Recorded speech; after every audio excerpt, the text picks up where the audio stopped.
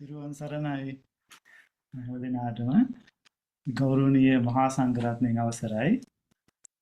අද අපි මේ සූදානම් වන්නේ 2026 වර්ෂයේහි වස්තු මාසය ආරම්භ කරලා මේ පළවෙනිම ධර්ම දේශනාව ආරම්භ කිරීමටයි. ඉතින් අද දවසේ මේ ධර්ම දේශනාව අද දවසේ ධර්ම දේශනාව සඳහා අපිට දායකත්වයේ දක්වන්නේ සතින්ත නානයක්කාර මහත්මයා.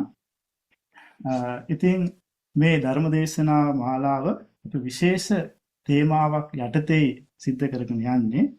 අපේ තේමාව තමයි ආශ්‍රවයන්ගෙන් මිදෙන මඟ. එතකොට මෙන්න මේ තේමාව යටතේ ධර්ම දේශනා මාලාවක් වස්තුම් මාසයේ අවසාන වෙන තුරුම අපි පවත්වාගෙන යනවා.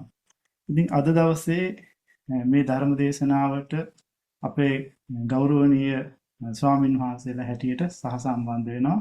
අපේ ගෞරවනීය අකුරුගොඩ පුන්නහාමුදුරන් වහන්සේ, ඒ වගේම අපේ ක්ලියුලන්ඩ් බෞද්ධ විහාරයේහි අති ගෞරවනීය අපේ බුද්ධදත්ත හාමුදුරන් වහන්සේ, ඒ වගේම අපේ ගෞරවනීය මාකහෙළවල ලක්කන හාමුදුරන් වහන්සේ, ඒ වගේම අපේ බලංගොඩ දීපනන්ද හාමුදුරන් වහන්සේ, ඒ වගේම පිට්ස්බර්ග් බෞද්ධ විහාරස්ථානයේ අපේ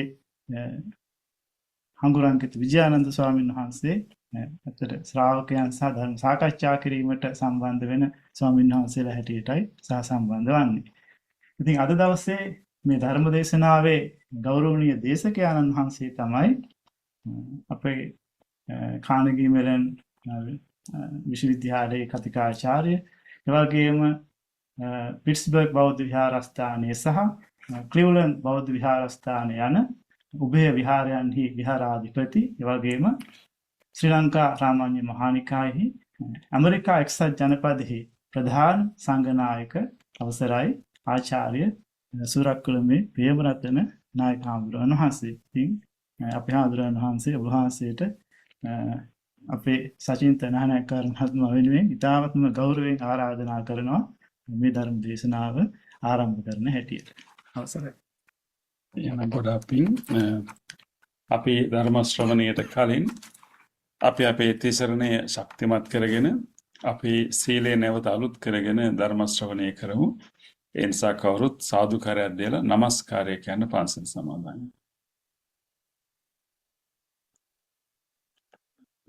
කවුරු හරි එක්කෙනෙක් අන්මියුට් කරලා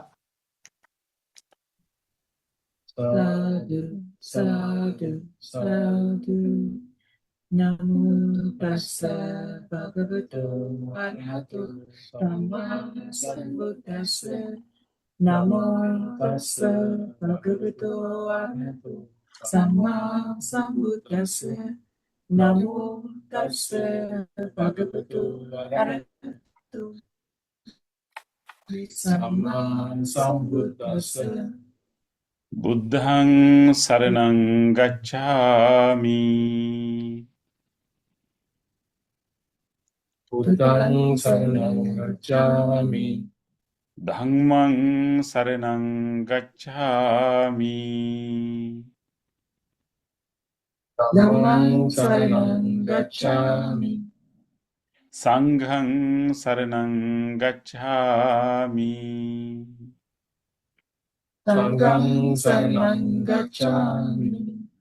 ဒ ුතියංපි බුද්ධං සරණං ගච්ඡාමි. ဒုတိယံ ပိබුද්ධං සරණං ගච්ඡාමි.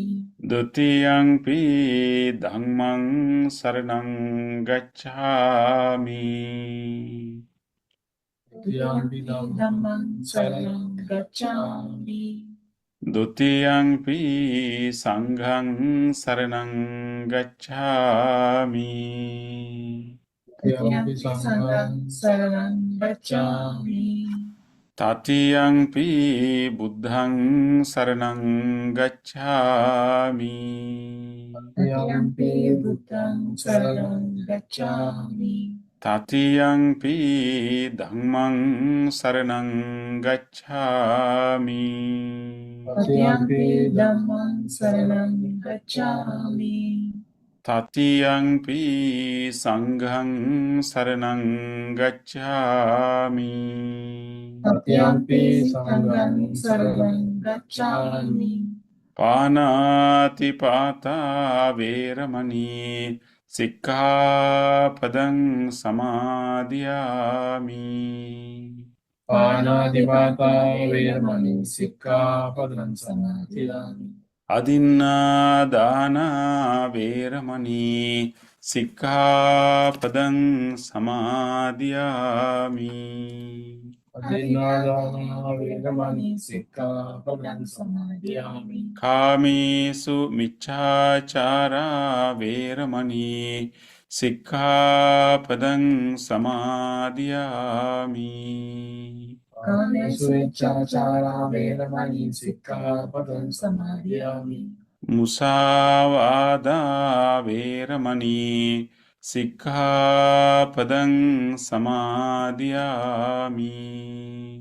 Musāvāda veramani sikkhapadam samadhiyami. සුරාමේරය මජ්ජපමාදට්ඨානා වේරමණී සික්ඛාපදං සමාදියාමි. Japamadattana veramani sikkhapadam samadhiyami. තිසරණේන සද්ධින් පංචසීලං ධම්මං සාදුකං සුරක්ෂිතං කତ୍වා අපමාදේන සම්පාදේ තබ්බං. Ambante. ගෞරවනීය මහා සංඝරත්නයන් අවසරයි.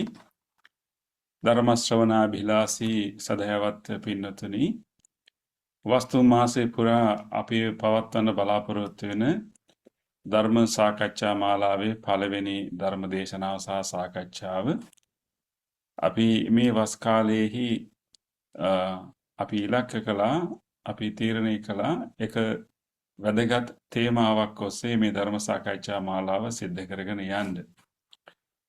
වස් කාලයක් කියලා කියන්නේ අපි ඔක්කොටම අපේ ජීවිතයේ වෙනතට වඩා ටිකක් වැඩි කාලයක් ධර්ම අවබෝධය ලබා ගැනීම සඳහා, ඒ වගේම අපේ හිත පුහුණු කර ගැනීම සඳහා යොදා ගන්න තියෙන කාලයක්.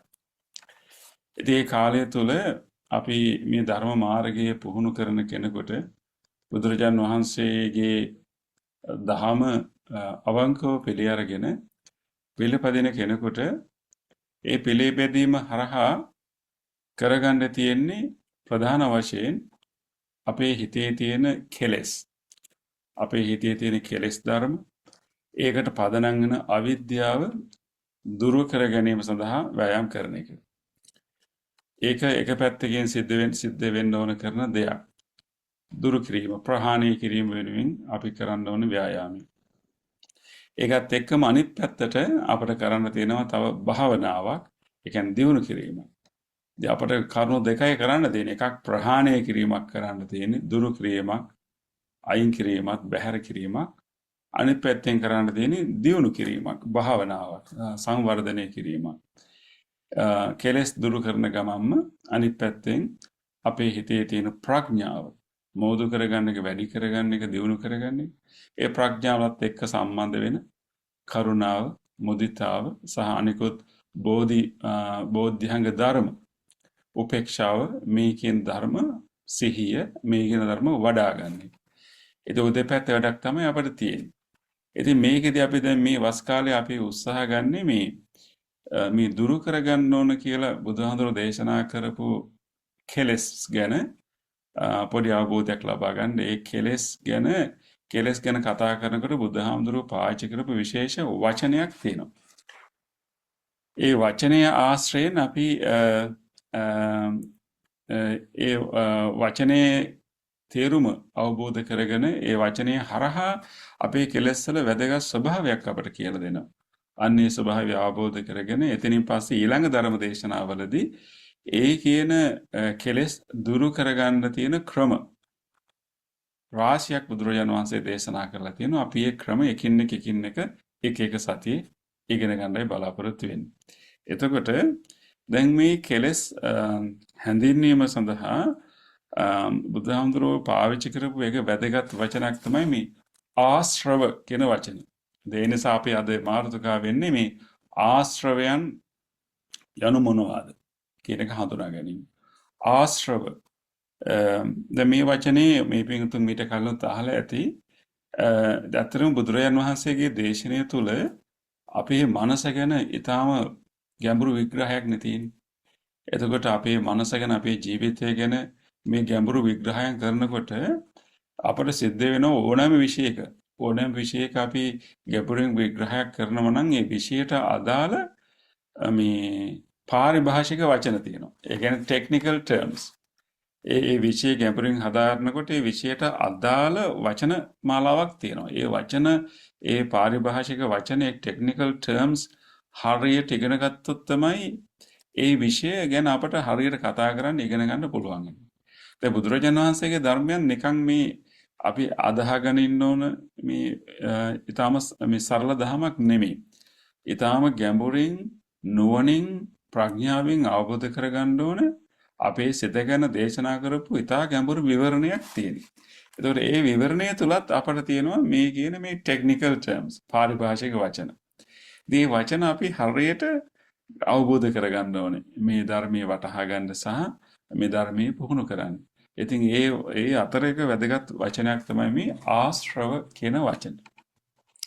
දැන් මම මුලින් කතා කරද්දි මේ කෙලස් කියලා වචනයක් පාවිච්චි කළා. මේ කෙලස් කියන වචනේ මම හිතන්නේ අපි පොදු වශයෙන් කෙලස් කියලා කියන්නේ හිතේ අපේ සිතේ ඇති වෙන අකුසල, නරක, අයහපත් සිතිවිලි ඔක්කොටම අපේ හිත අංකෙටින් කිව්වොත් කිලුටු කරන හිතේ තියෙන පිරිසුදු බව නැති කරන, හිතේ තියෙන ප්‍රභාස්වර බව නැති කරන, හිතේ තියෙන විනිවිද භාවය නැති කරන, කිලුටු කරන ධර්ම ඔක්කොටම පොදු වශයෙන් කියනවා කෙලෙස් කියලා. ඒ කෙලෙස් වලටම කියන වැදගත් වචනයක් තමයි ආශ්‍රව කියන එක.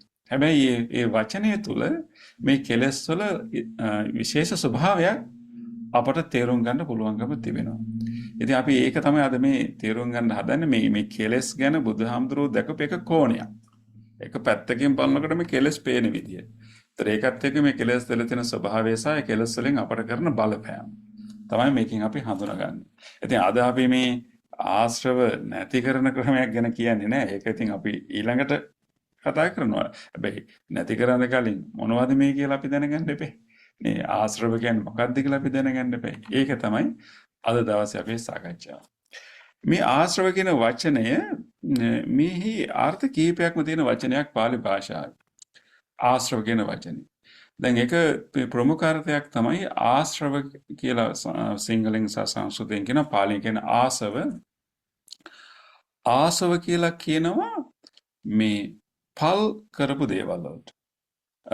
දැන් පල් වෙන්න දාලා තියෙනවනේ සමහරවිට අපි සමහර රසායනික සංයුතින් හදනකොට දේවල් එකතු කරලා නිකන් ඒක පැසවන්න දීලා ඒක ටික කාලයක් ඒක පල් වෙන්න දිනවා.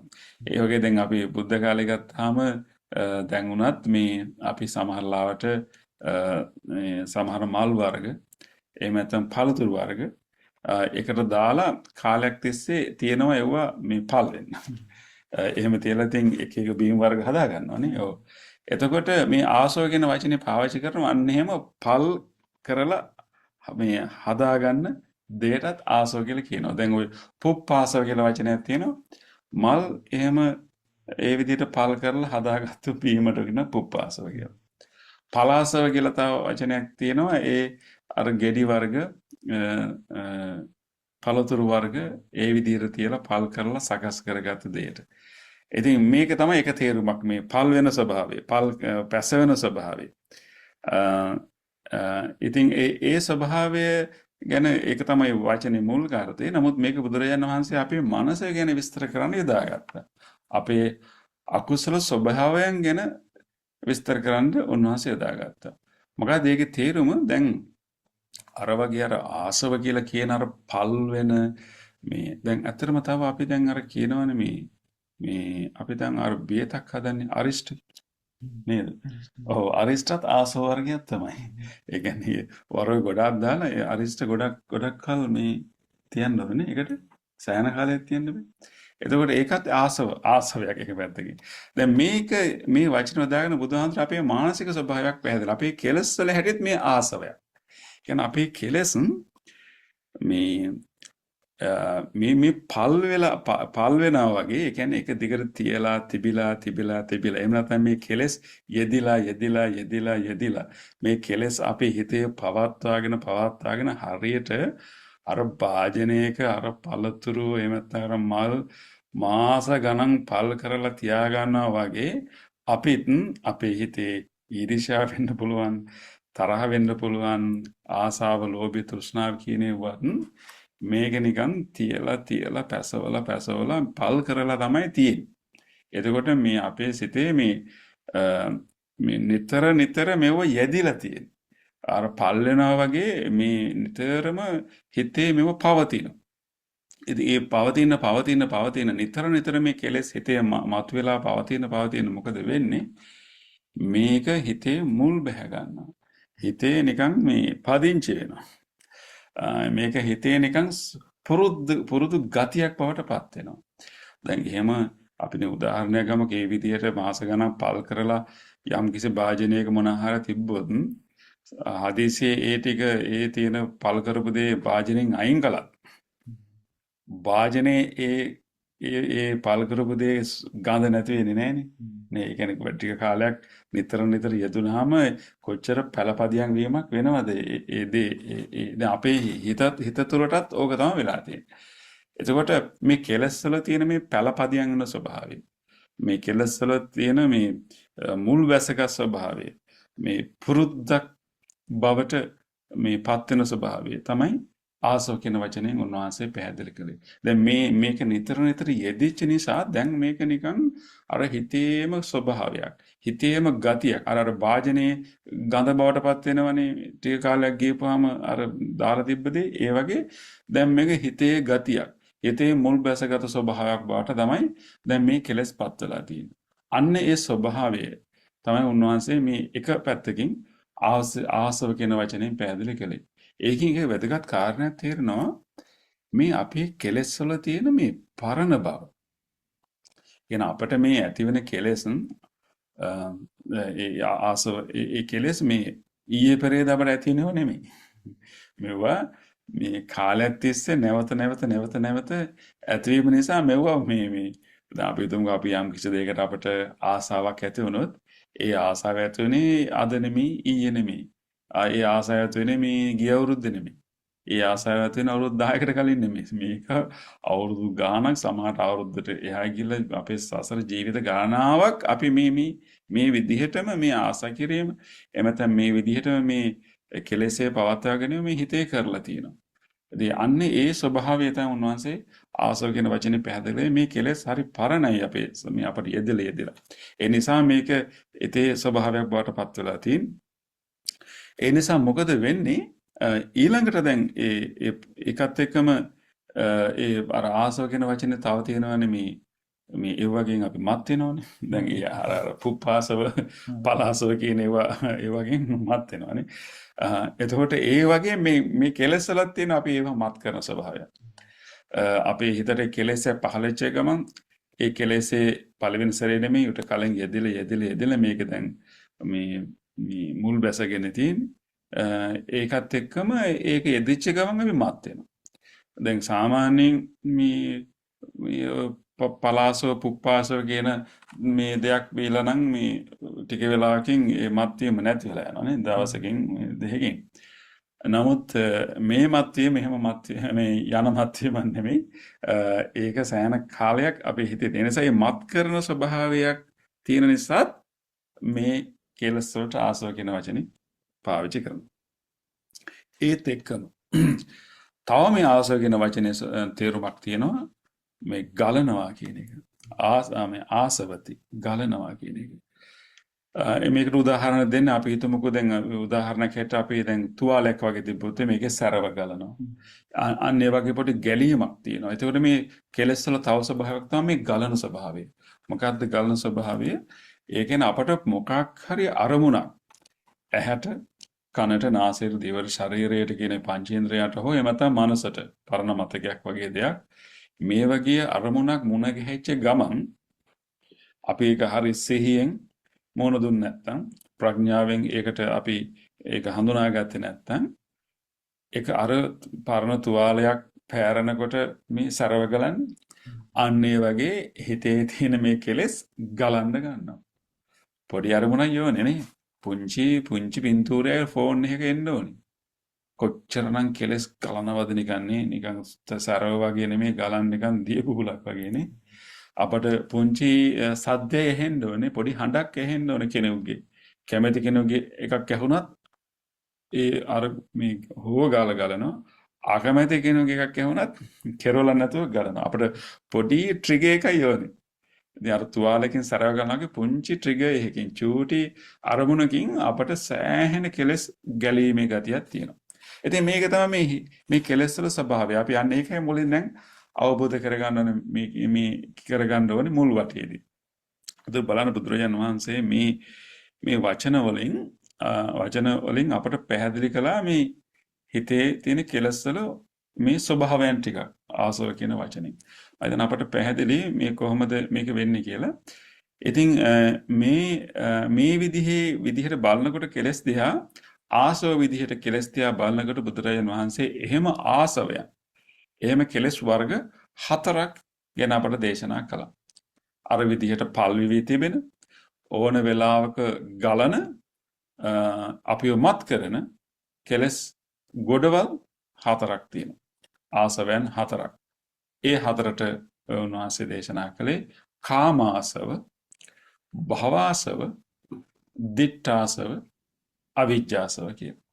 එතකොට ඔන්න ඔය කියන ගොඩවල් හතරකට බෙදන්න පුළුවන් මේ හිතට එන මේ කෙලෙස්. ඉතින් අපි මේව ගැන පොඩ්ඩක් සරලව තේරුම් ගමු. කාමාසව කියන එක අපි දන්නවා. ගොඩක් අපි කාම කියන වචනේ අහලා තියෙනවා. ඒ කියන්නේ ඇසට, කනට, නාසයට, දිවට, ශරීරයට සහ මනසට දිවට සහ ශරීරය කියන පංචේන්ද්‍රයන්ට. එතනදී කාම කියන්නේ 5. මේ පංචේන්ද්‍රයන්ට හසු වන පංච කාම ගුණික වස්තුන් තියෙනවා. කියන්නේ ඇහැට හසුවන ප්‍රියජනක දේවල් තියෙනවා. කනට, නාසයට, දිවට මේ ශරීර ස්පර්ශ වෙන මේ තියෙන ප්‍රියජනක දේවල් තියෙන මේ පංචකාම ගුණික වස්තුන් මුණ ගැහුණාම ස්වභාවිකවම එක පාටම වේගයක් එනවා වගේ අපිට තියෙන ස්වභාවයක් ඒවාට කැමැත්ත, ඇලීම, ඕනකම ඇතිවීමේ ස්වභාවයක්. එතකොට කාමාසව කියලා කියන්නේ අන්න ඒ වගේ අර මම මුලින් කිව්වා වගේ ප්‍රේජනක වස්තුවක්, ප්‍රේජනක කාම ගුණික වස්තුවක් අපට මොන ගැහෙච්ච ගමන් අපේ සිත අර නිරන්තරයෙන් ඒ පිළිබඳ කැමැත්ත, ආසාව ඇති වෙන ස්වභාවයක් තියෙනවා. ඒක සාමාන්‍ය මේ සසර සත්වයාගේ ස්වභාවය. එතකොට කාමාසව කියලා කියන්නේ ඒ වගේ විවිධ ඉන්ද්‍රිය අරමුණු වලට අපේ අසකරණාසාදී ඉන්ද්‍රයන්ට හසු වන වස්තුන් ගැන අපට හිතේ ඇති වෙන කැමැත්ත, ඕනකම, ආශාව ඒවර ගලන ස්වභාවයෙන් ඉස්මතු වීමට අපි කියනවා කාමාසව කියලා. එතකොට මේක හැබැයි වෙන්නේ හරි ක්ෂණිකව. හරි ක්ෂණික වෙන්නේ. දැන් රාසව කියන එකේ වචනයක් තියෙනවනේ මේ පළපදයන් වෙලා තියෙනවා කියලා. දැන් සමහර වෙලාවට අපට පුළුවන් වෙනවා මේ අපි බණක් ආපුවාම, භාවනා වැඩසටහනට ගිහපුවාම, බණ පොතක් කියවුවාම අපට පුළුවන්කමක් එනවා නිකන් මේ හැමතිස්සෙම මේ කාම වස්තු හොයා ඉන්න හිත වෙනස් කරගන්න. සාමාන්‍යයෙන් මේ අර ආසව හිත වැඩ කරන්නේ හැමතිස්සෙම අපට මොකක් හරි එකක් එපැයි විඳින්න. එක්ක හැට මොකක් හරි තියෙන්න ඕනේ. එක්ක කාන්ට මොකක් හරි තියෙන්න ඕනේ. එහෙම නැත්නම් මොන හරි කන්න ඕනේ. එහෙම නැත්නම් ශරීරයට ස්පර්ශයක් තියෙන්න ඕනේ. මේ නහයට හරි මොකක් හරි මේ ඉන්ද්‍රියයකට මොකක් හරි වින්දනයක් හැමතිස්සෙම තියෙන්න ඕන වගේ හැඟීමක් තමයි අපිට තියෙන්නේ. ඒ නිසා දැන් හැමතිස්සෙම මොකක් හරි ගැජට් එකක් තියාගෙන අපි ඒවට මාරු වෙන්නේ මේ ඉන්නේ. ඒකෙන් තමයි නිකන් අපි මේ අපිට නිකන් එකක් නැති වුණොත් නිකන් මොකක් හරි ලස්සන රූපයක් බලන්නත් නැහැ, කන්ට සද්දයක් අහන්නත් නැහැ, සුවඳකුත් නැහැ, මොකක් හරි ඒව නැති වෙච්ච ගමන් අපි ඒකට මොකක්ද දන්නවද කියන්නේ? අපි ඒකට කියන්නේ බෝරින් කියලා. ඒ කියන්නේ අපිට ඒකෙන් ඒක නැති වෙච්ච එකම අපිට එහෙමයි හිතෙන්නේ. ඉතින් ඉක්මනට බලන මොකක් හරි එකක් අහලා හරි බලලා හරි ආපහු මේ තියෙන නිස්කලංකම නැති කරගන්න. නැති කරගෙන ආපහු ඉන්ද්‍රිය දත්තයකින් මේක පුරවගෙන තමයි අපි සාමාන්‍ය ජීවිතේ බලන්නේ. හැබැයි අපිට සමහරලාට පුළුවන් වෙනවා ඒ තියෙන ඒ හුරුව ටිකක් නැති කරගන්න අර මං කිව්වගේ අපි බණක් අහන වෙලාවකට බණ පොතක් කියපු වෙලාවකට මේ භාවනා වැඩසටහන කියපු වෙලාවකට අපිට පුළුවන්ක වෙනවා මේ මුකුත් බලන්නෙත් නැතුව මුකුත් අහන්නෙත් නැතුව මුකුත් සුවඳ ගන්නෙත් නැතුව රස විඳින්නෙත් නැතුව හොඳ ස්පර්ශයක් වෙන්නේ නැතුව මේ ඔක්කොගෙම අයින් වෙලත් ඒ නිකන් සැනසෙල්ලකින් ඉන්න පුළුවන්. අර නිස්කලංක බවම සැපයක් සුවයක් බවට අපිට දැනෙන්න ගන්නවා. නිස්කලංක බව. ඒ කියන්නේ මේ ඉන්ද්‍රිය දත්තයන් වලින් මේ කරදරයක් නැතිකම. දැන් කරදරයක් කියලා හිතන්නේ අනිත් වෙලාවට අපි මේ එහාට ගන්නාසරේ එනේම කරදරයක් කියලා හිතන්නේ හොයාගෙන යන්නේ.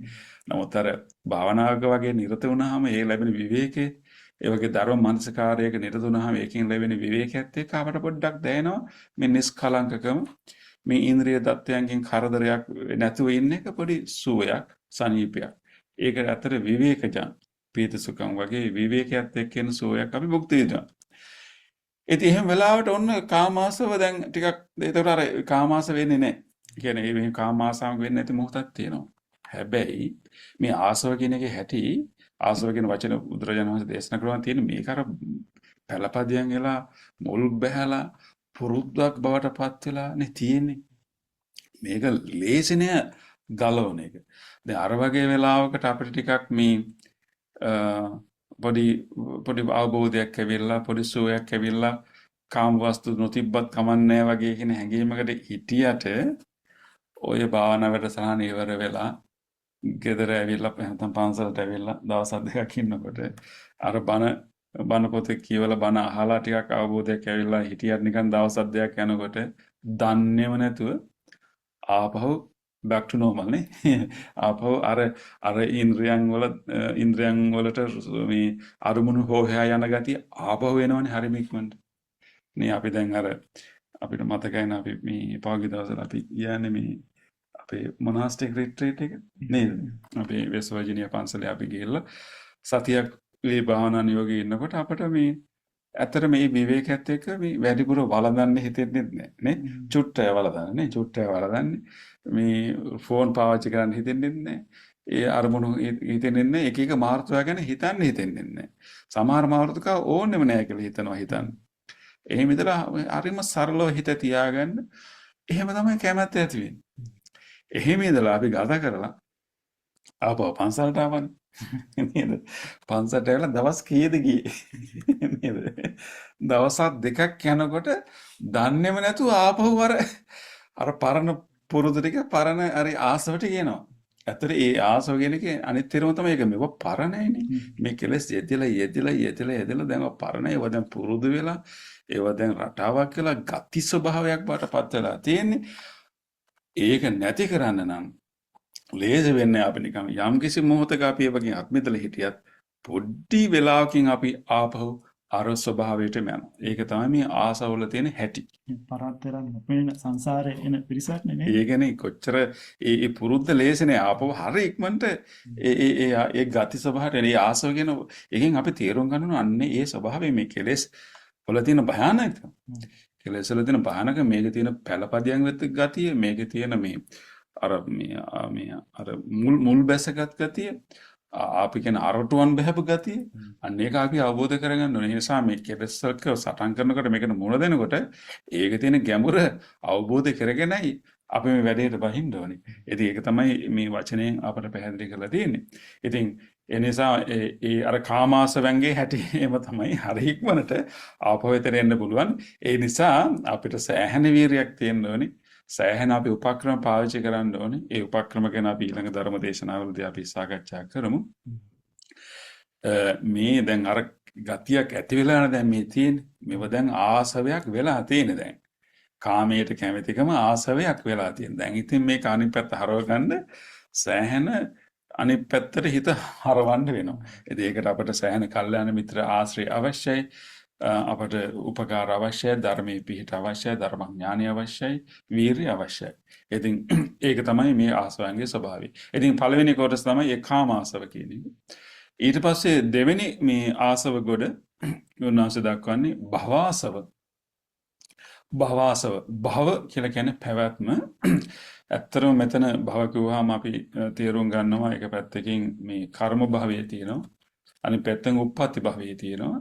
ඒ කියන්නේ අපිට මේ පැවැත්මට උපකාර කරන කර්ම රැස් වුණා මේකටත් භවයේ කියලා ඊට පස්සේ අපි මේ කර්මානුරූපව එක එක තලවල පිළිසිඳ ගත්තාම මේකටත් භව කියලා කියනවා.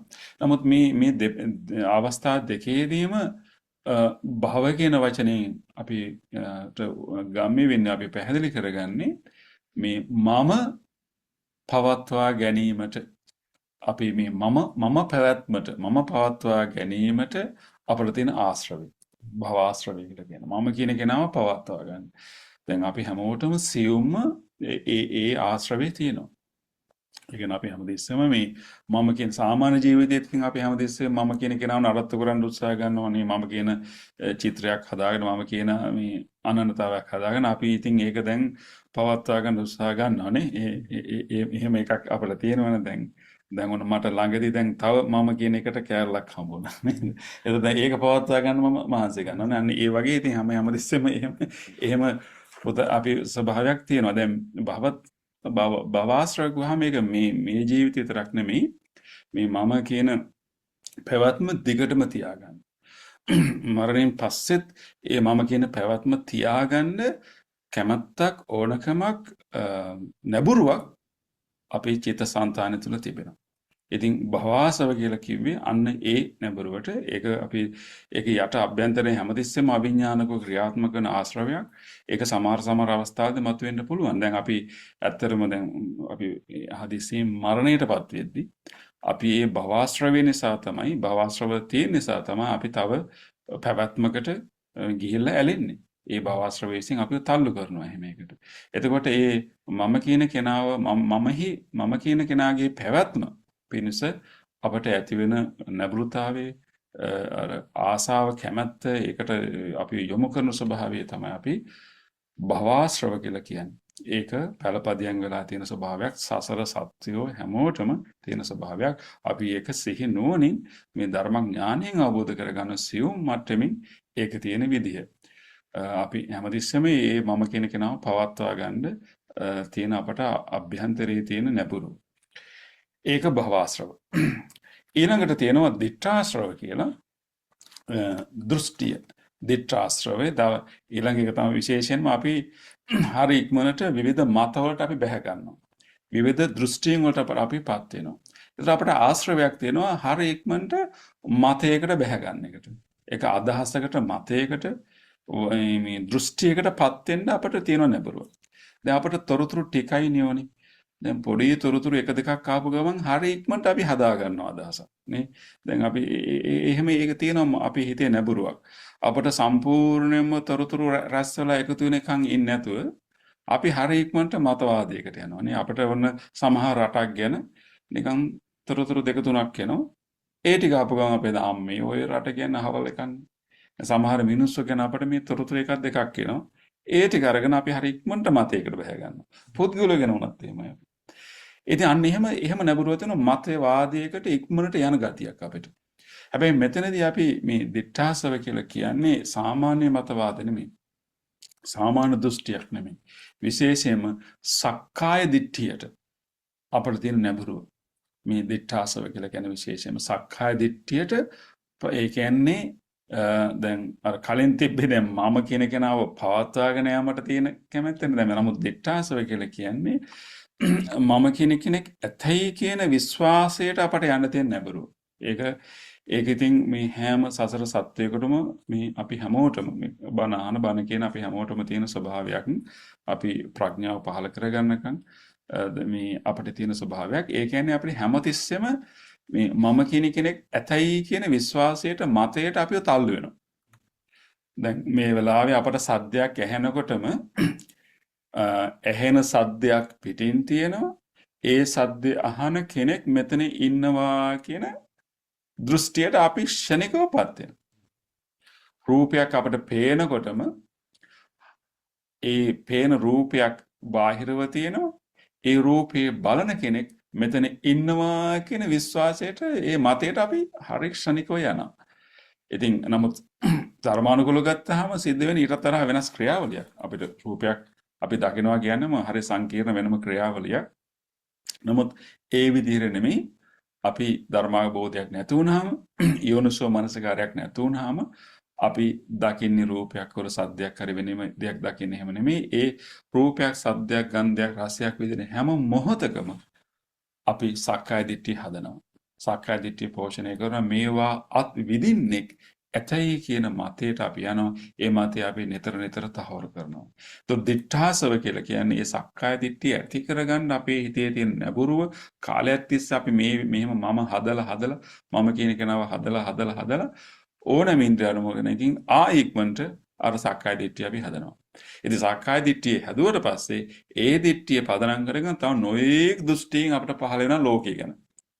මම ඒතර සක්කාය දිට්ඨිය කියන මම හදුපකම මම හැමදාම හිටියද නැද්ද ඉස්සරහට ඉන්නවද නැද්ද කොච්චර කල් ඉන්නවද නැද්ද ඉතින් එක එක අර බ්‍රහ්මජාල සූත්‍රයේ තියෙනවා අපිට මේ සක්කාය දිට්ඨිය හැදුවට පස්සේ හදා ගන්න පුළුවන් දෘෂ්ටි කීයක්ද 62ක් තියෙනවා 62ක් තියෙනවා ඒ තරම් දෘෂ්ටියෙන් හදා ගන්න පුළුවන් ඒකට විවිධ ඒ මම කියන කෙනාව කේන්ද්‍ර කරගෙන අපට මේ ලෝකය ගැන විශ්වය ගැන සත්වය ගැන විවිධ දෘෂ්ටීන් මතවාද හදන්න පුළුවන් මේ හරියට දත්ත තිබිලා නෙමෙයි ඒ දත්ත පොඩි සාධක එකක් දෙකක් තිබ්බම අපි දෘෂ්ටියට යනවා එතකොට සක්කාය දිට්ඨිය පදනම් කරගත්තු දෘෂ්ටිගත වීමේ නැඹුරු ඒක තමයි අපි දිඨාසව කියලා කියන්නේ.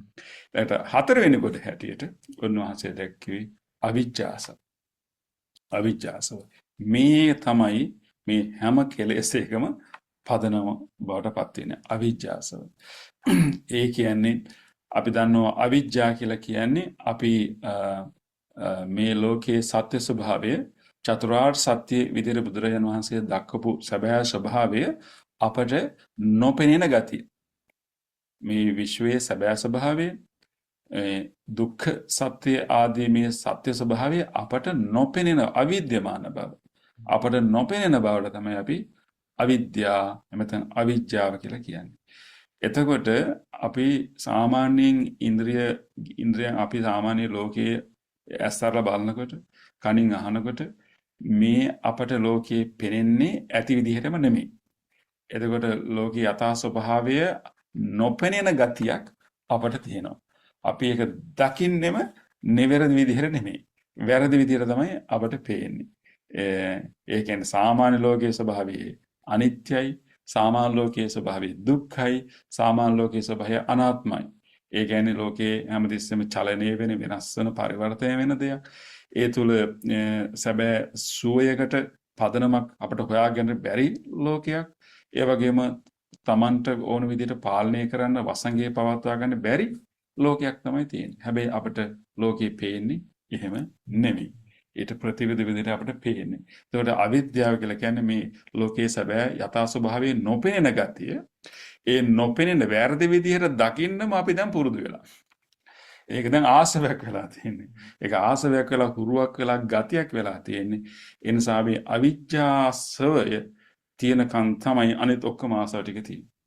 අනිත් හැම ආසාවයක්ම පදනම් වෙලා තියෙන මේ අවිජ්ජාසවය තුළ මේ සැබෑ ස්වභාවයේ නොපෙනෙන්න අපි හදාගත්තු පුරුද්ද ගතිය තුළ. ඒතකොට ඒක තමයි අවිජ්ජාසවය කියලා කියන්නේ. ඉතින් මේ හතර උන්වහන්සේ අපට පැහැදිලි කළා. මේ හතරත් එක්ක මේ හතර මේ අපේ මනස වල නිරන්තරයෙන් ක්‍රියාත්මක වෙනවා. මේ හතර තුලින් තමයි අපිව නැවත දුකටපත් කරන්නේ. මේ ආසවයන් වලින් තමයි අපි සසර විවිධ තලවලට අපි අරන් යන්නේ. ඒ දුකටපත් කරන්නේ අරන් යන්නේ මේ ඔක්කොම කරන්නේ මේ ආසවයන් තුලින්. හැබැයි ඒ කෙලස් කියන වලට කියන එක නමක් තමයි. නමුත් උන්වහන්සේ බුදුරජාණන් වහන්සේ මේ ආසව කියන වචනය තුලින් ඊටාම වැදගත් ස්වභාවයක් මේ කෙලෙස්වල අපට හෙළි කරලා දැක්වුවා. ඉතින් අපි මේ ආසවයන්ව තමයි අපි දුරු කරන්නේ. මේ ආර්ය මාර්ගය තුල විශේෂයෙන්ම ආසවයන් පවතින අවිද්‍යාසවය මත පදනම් අනිත් ඔක්කොම ආසව පවතිනවා. හැබැයි ආසව පෝෂණය වෙන්නේ අයෝනිසෝ මනසිකාරය තුළින් අපි ඒ ගැන කතා කරමු පස්සේ. ඒ කියන්නේ අපි හරියට මේ ඉන්ද්‍රිය දත්තයක් අපිට මුණ ගැහුණාම ඒ ගැන නිවැරදි විදිහට මනසිකාරයක් කරගන්න බැරිකම අපි අයෝනිසෝ විදිහට ඒ ගැන මනසිකාර කරපුවාම නිවැරදි නොවන විදිහට ඒ ගැන සිතන ස්වභාවය නිසා තමයි අපි මේ ආසව තව තවත් වැඩි වෙන්නේ. කොහොම නමුත් මේ ආසව කියන වචනේ ධර්මය තුළ හරි වැදගත්ම කේන්ද්‍රීය අනිකුත් පද පාවිච්චි කරලා තියෙනවා. දැන් බුදුරජාණන් වහන්සේගේ බුද්ධත්වයේ පැහැදිලි කරනකොට උන්වහන්සේ බුද්ධත්වයේ ලැබපු ක්‍රමය පැහැදිලි කරන මහා සත්‍යක සූත්‍රය, ආරියපරිසම් සූත්‍ර වගේ සූත්‍රවල උන්වහන්සේ ක්‍රමානුකූලව ලැබපු අවබෝධයන් පැහැදිලි කරන් එනවා. ඒකෙදී අවසානයේ මේ බුද්ධත්වයේ තහවුරු වෙච්ච අවබෝධයට අපි කියන්නේ ආසවක්ඛය ඥානෙ. ආසවක්ඛය ඥානෙ මේ ආශ්‍රව ශ්‍රේ කරපු අවබෝධය. එතකොට එතනත් කියන්නේ මේ ආසව දුරු කළා. කෙලෙස් තමයි දුරු කළේ. නමුත් ආසව කියන වචනයෙන් තමයි බුදුරජාණන් වහන්සේ එතන පාවිච්චි කරන්නේ පැහැදිලි. ආසවක්ඛේ ඥානෙ. එතකොට දැන් රහතන් වහන්සේලා ගැන කතා කරනකොට රහතන් වහන්සේලාට කියන තව නමක් තියෙනවා. ඔව් කීනාසව. කීනාසව. මේ ආශ්‍රව ඡය කරපු උතුමන් වහන්සේ කියන එක. ඒ නිසා මේ නිවනට ප්‍රතිපක්ෂව නිවන ලබාගත් උතුමන් වහන්සේලා නිවනේ ස්වභාවය පැහැදිලි කරනකොට මේ ආශ්‍රවයන්ගෙන් මිදුණු ස්වභාවය. එමෙතන අනාසව චේතෝ විමුක්ති පඤ්ඤා විමුක්ති කියලා දක්වනවා. ඒකෝර ඒ නිසා හරි වැදගත් මේ වචනේ අපි තේරුම් ගන්න එක. දැන් මේ කෙලස් ගොඩවල් හතරක් මේ ආශ්‍රව ගොඩවල් හතරක් කියවනේ මේකෙදී දැන් අපි මේ කෙලස් දුරු කරගෙන යන ගමනේ ඒ දුරු කරන්නේ කොහොමද කියලා අපි ඊළඟ වටවලදී කතා කරනවා. මේ දුරු කරන ගමනේදී මේ දිඨාශ්‍රවේ දුරු කරපුවාම තමයි අපි සෝවාන් ඵලයටපත් වෙන්නේ. සෝවාන් ඵලයටපත් වීමේදී වෙන්නේ මේ දිඨාශ්‍රවේ දුරු වෙනවා. සක්කාය දිට්ඨිය ඇතුළත් කොට ඇති දිඨාශ්‍රවේ. ඒ දිඨාශ්‍රවයට බද්ධ වෙලා තමයි මේ විචිකිච්ඡාව, සීලබ්බත පරාමාස මේ කියන ඔක්කොම දෘෂ්ටීන් වලට සම්බන්ධ දේවල්නේ. එතකොට දිඨාශ්‍රවේ දුරු වීමෙන් තමයි අපි සෝවාන් ඵලයටපත් වෙන්නේ. එතකොට කාමාශ්‍රවේ දුරුල කිරීමෙන් තමයි අපි සකදාගාමි ඵලයටපත් වෙන්නේ. දර කාමාශ්‍රවේ දුරු කරන ප්‍රතිපදාව තමයි සකදාගාමි මාර්ගයේදී වෙන්නේ. ඒ දුරුවල වීම තමයි සකදාගාමි ඵලයටපත් වීමේදී වෙන්නේ. අනාගාමී මාර්ගය තුල කරන්න අපි මේ කාමාශ්‍රවයේ සම්පූර්ණයෙන්ම දුරු කරගන්න, ඊටු ටිකක් දුරු කරගන්න ව්‍යායාම් කරන එක. සම්පූර්ණ කාමාශ්‍රවය දුරු වුණාම තමයි අපි අනාගාමී බවට පත් වෙනවා කියලා කියන්නේ. හැබැයි භවආශ්‍රවයි, අවිජ්ජාශ්‍රවයි තාම ඉතුරු. එතකොට මේ භවආශ්‍රවයයි අවිජ්ජාශ්‍රවයයි දෙකම සම්පූර්ණයෙන්ම දුරු කිරීම තුළ තමයි අපි අරිහත් භාවයටපත් වෙන්නේ. එතකොට අර ඒක පැත්තෙන් අපි දස සංයෝජන ධර්ම අනුව විස්තර කරනවානේ කොහොමද අපි මේ ඵලයන්වලටපත් වෙන්නේ කියලා. මේ ආශ්‍රව කියන වචනෙන් මේ කෙලස් දිහා බලනකොට මේක තමයි ස්වභාවයේ දිඨාශ්‍රව දුරු කිරීමෙන් සෝවාන් ඵලයටපත් වෙනවා. කාමාශ්‍රව දුරුල කිරීමෙන්, හීන කිරීමෙන්, තුනී කිරීමෙන් සකදාගාමි ඵලයටපත් වෙනවා. කාමාශ්‍රවයේ සම්පූර්ණයෙන්ම නැති කිරීමෙන් අපි අනාගාමි තත්ත්වයටපත් වෙනවා. භවආශ්‍රවයේ සහ අවිජ්ජාශ්‍රවයේ දෙකම සම්පූර්ණ දුරු කිරීමෙන් තමයි අපි අරිහත් භාවයටපත් වෙන්නේ. මම හිතන්නේ අන්න ඒ කාරණා ටික මම හිතන්නේ මූලික හඳුන්වා දීමක් වශයෙන් ප්‍රමාණවත් කියලා මම හිතනවා.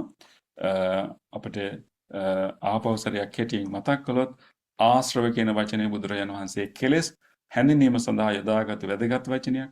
ඒ තුළ තිබෙනවා පැසවෙන පළවෙන ස්වභාවය කියන තේරුම, ගලන කියන ස්වභාවය. එතකොට ඒ අනුව මේ කෙලෙස් වල තියෙන පළපදියම් වෙච්ච ගතිය, පරණ වෙච්ච ගතිය, අපේ හිතේ ගති ස්වභාවයක් බවට පත් වෙලා තියෙන ස්වභාවය අපට පැහැදිලි වෙනවා. ඒ වගේම අර සර්ව ගලනවා වගේ නිරන්තරයෙන් අපේ පුංචි ඉන්ද්‍රිය අරමුණක් හැම වුණත් ඕන වෙලා ගලන්න සූදානමින් තියෙන මේ කෙලෙස් ටික, අන්නේ ස්වභාවයන් ටික හඳුනීම සඳහා ආසව කියන වචනේ පාවිච්චි කරනවා. තවත් අපි කෙලෙස් වලින් මත් වෙන නිසා මේ කෙලෙස් වලට අපි ආසව කියන වචනේ පාවිච්චි කරනවා. අන්නේ ස්වභාවය අපි සිහි නුවණින් අවබෝධ කර ගැනීම මේ කෙලෙස් දුරු කර ගැනීමට අපට පදනම් වන මූලික අවබෝධය බවට පත් වෙනවා. එහෙම කෙලෙස් වර්ග හතරක් තියෙනවා. කාමාසව, භවආසව, දිඨාසව, අවිජ්ජාශ්‍රව කියලා. එහෙමනම් මම මෙතනින්ම දේශනේ අවසන් කරනවා. අපිට ඊළඟට පුළුවන් අපේ ස්වාමින් වහන්සේලා කැමති නම් යම් කිසි කාරණයක් මතු කරන්න අපිට යනවා පොඩි සාකච්ඡාවකට යන්න. අපි මොන මුදලින් ස්වාමීන් වහන්සේලාගෙන් අහලා ඊට පස්සේ අපි අවස්ථාව නේද? එහෙමයි නේද?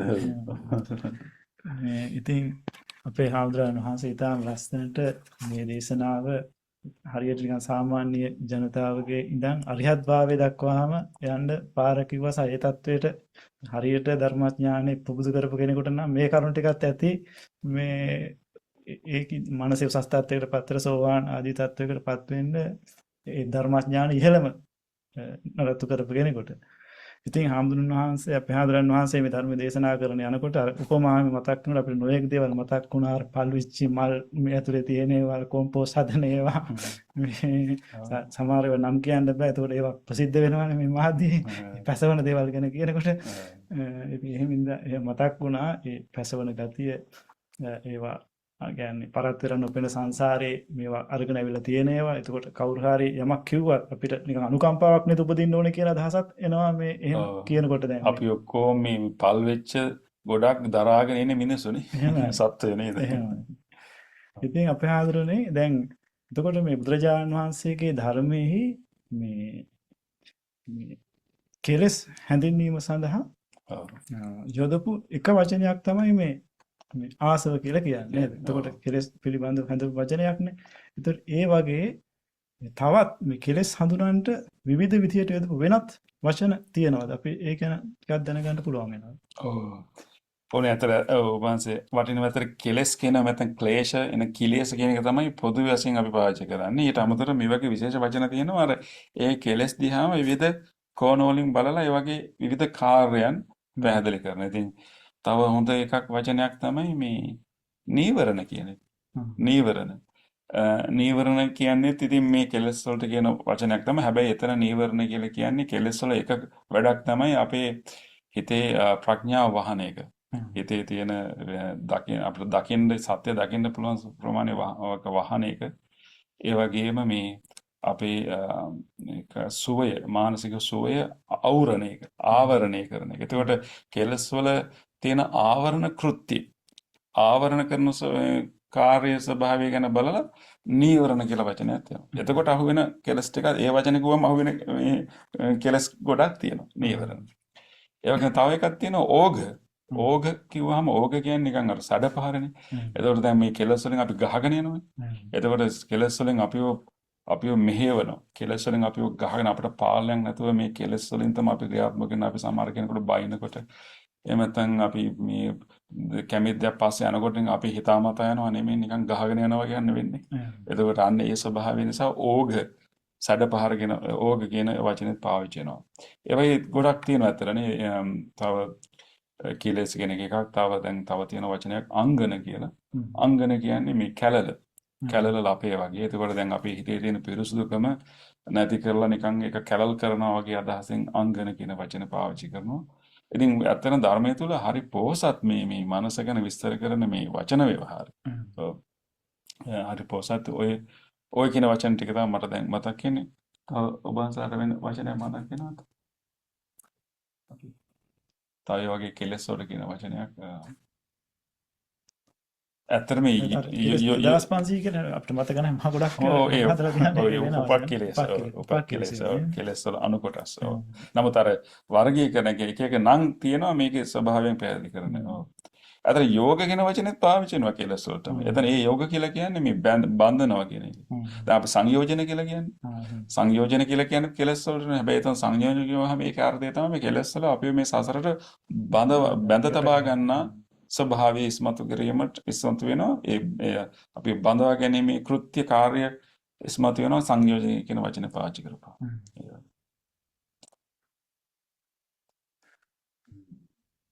අපි තව ස්වාමීන් වහන්සේලා ඉන්නනේ. තව ස්වාමීන් වහන්සේලා කියවනාම එමින අපි දැන් මේ මාර්ථක සම්බන්ධයෙන් තව මොන වගේ පැත්තක් කියවුනොත් හොඳයි කියලා ඔබ අන්සලා හිතනවද? තෙරුවන් සරණයි ස්වාමීන් වහන්සේ. ඇත්තටම ගොඩාක් සරලව විස්තරාත්මකව ගොඩාක් කරුණු පැහැදිලි වුණා. අපි ගොඩාක් විස්තර වුණා අර ඇලීම තණ්හාව ඒ කියන්නේ ආශ්‍රව ගැන කතා කරනකොට අපේ එදිනෙදා ජීවිතයේදී අපට ප්‍රායෝගිකවත් ක්‍රියාත්මක වෙන විදිහ. ඉතින් ඒ ඇලීම සම්බන්ධයෙන් මට හිතෙනවා ස්වාමීන් වහන්සේ ගැටීම සම්බන්ධයෙන් එහෙම නැත්නම් මේ දැන් අපි ඇලීම සම්බන්ධයෙන් ගොඩක් කතා කරේ ආශ්‍රවත් එක්ක ගැටීම සම්බන්ධයෙන් පොඩි විස්තර කිරීමක් ඒ සම්බන්ධ කරලා මේ දේශනාවට එකතු කරොත් ඒක ගොඩාක් වටිනවා කියලා. ඇත්තටම ඔව් ඇත්තටම වහන්සේ ආව පස්සේ දැන් මමත් දැන් මේ බලනකොට ආසව වර්ග හතරනේ තියෙන්නේ. ඒ කියන්නේ කාමාසව, භවආසව, දිඨාසව, අවිජ්ජාසව. එතකොට දැන් අපට ඕනනම් දැන් මේක අපිට හිතුවොත් එහෙම අපි අකුසල මූලයන් අපිට තුනක් තියෙනවනේ. ඒ තුනේ ඇසුරෙන් බැලුවොත් එහෙම අවිජ්ජාසව, දිඨාසව සම්බන්ධයි මෝහයට. නේද? එතකොට භවආසව, කාමාසව සම්බන්ධයි ලෝභයටනේ. එතකොට ඔබ වහන්සේ ඇහුවේ මේ පටිගි ගැටීම කියන එක නේ. කියන්නේ ද්වේෂය නේද? ද්වේෂය කියන එක ආසවයක් නෙමෙයිද කියලා අහන්නේ. ඔව් ඒක ආශ්‍රයයක් හැටියට කොහොමද ඒක අපි දකින්න. දකින්න පුළුවන් මේ ඇත්තට ඒක කරුණුත් හරි. එක්ක. හොඳයි මේ නැතර ඒක හිතන්න වටින කාරණයක් ඇත්තට. දැන් මෙතන එහෙම කියන අපි තුමු උදාහරණයක් හැටියට දැන් මේ ද්වේෂය කියන එක ආශ්‍රයයක් හැටියට මේ හතරේ නැහැ. දැන් මේ හතරක් තමයි තියෙන්නේ. මෙතන මේ ඒතර ද්වේෂය කියන එක මතු පිටින් පේන්නේ නැහැ. ඇත්තටම අපි ගැඹුරින් කල්පනා කරලා බැලුවොත් එහෙම ඇලීමයි ගැටීමයි. ඇලෙන එකයි ගැටෙන එකයි දෙකම නිකන් එකම කාසියක දෙපැත්ත වගේ නේද? දැන් බුදුහාඳුරෝ දුක්ඛ සමුදය සත්‍ය දේශනා කරනකොට තෘෂ්ණාවන දේශනා කළේ. තණ්හාව දේශනා කළේ ඇලීම. එතකොට ඇලෙන එක විතරද මේ දුක උපද්දවන්නේ? නේද? දැන් අපිට වැඩිපුර උපදින්නේ ගැටෙන එකත් එක්කනේ. අපි අකමැති දේවල් එනවා. අපි අකමැති දේවල් අපිට අපහසු දේවල් එනවා අකමැති. එතකොට නමුත් උන්වහන්සේ තෘෂ්ණාව කියලා කිව්වහම තෘෂ්ණාව මේ තෘෂ්ණාව දෙපැත්තකට විකසිත වෙනවා. එකක් ඇලීම එකක් ගැටීම. එතකොට ඇලීමක් නිසාමයි ගැටීමක් එන්නේ. නේද? අර කාසිය දෙපැත්ත වගේනේ. අපි දැන් අපි නෝක දැන් මට මොකක් හරි තරහ යනවා කියලා කියන්නේ. ඒ කියන්නේ මම ඊට ප්‍රතිවිරුද්ධයට මම කැමතියි. ඒ ප්‍රතිවිරුද්ධ මම කැමති නැති නිසා තමයි මම මෙතන ගැටීමක් ඇති වෙන්නේ නේද? මම හිතාගෙන එනවා මේ මෙතනට ආපුවාම මට හොඳින් කතා කරයි කියලා. නේද? එහෙම නැත්නම් මට ගෞරවය කරයි කියලා මං හිතාගෙන. කෙනෙකුට කවුරක්වත් මාව ගණන් ගන්නෙත් නෑ. දැන් ඒතකොට මට ඒතේ තරහක් එනවනේ. දැන් ඒ තරහ කියන්නේ මොකද්ද? අර මගේ අපේක්ෂාවක් තියෙනවා. ඒ අපේක්ෂාව ඊට නොවුන තැන තමයි තරහ කියන එක එන්නේ. එතකොට අපේක්ෂාවයි, ඇලීමයි, කැමැත්තයි, ඕනකමයි ඒ ගැටීමයි කියන එක ළඟ තියෙන්නේ. වැඩි වෙන්න ගැටෙන්න තියෙන අවස්ථාවක් වැඩි වෙනවා. ඉතින් එහෙම කල්පනා කළොත් හිමේනේ ඇත්තරම මේ දැන් ද්වේෂය කියන උභාංශික ද්වේෂය කියන ගැටීම කියන එක ආශ්‍රවයක් හැටියට නම් වශයෙන් මෙතන නොදැක්ුවට කාමාශවය තුලම තියෙනවා ද්වේෂය කියන එක. නේද? අපි කාමයේ විස්තර කරනකොට ඇස කන නාස දේව ශරීරය කියන මනසට ලැබෙන මේ ඉන්ද්‍රියන් මේ වලට තියෙන කැමැත්තනේ මේ ඒකට අපි යොමු වෙන ස්වභාවයනේ කාමාශව කියන්නේ. එතකොට ඒ යොමු වෙනකොටම ඒකට තණ්හාව ලෝභය ඇති වෙනකොටම අපි දන්නවා අපට හැමතිස්සෙම ප්‍රයෝජනක අරමුණුම හම්බෙන්නේ නැහැ. බොහෝ වෙලාවට අප්‍රයෝජනක දේවල් හම්බෙන්නේ. ඒ කාමාශවේ නිසාම ඒ කාමාශවේ ඉටු නොවන තැන්වලදී අනිවාර්යෙන් ඒක අනිත් පැත්තට හැරිලා ද්වේෂයේ පටිඝය තමයි ඇති වෙන්නේ. එතකොට ඒක නොකියවට මේ අභ්‍යන්තරය තුළ තියෙනවා එන්නේ. ඒ විශේෂයෙන් කාමාශය තුළ ඒක තියෙනවා.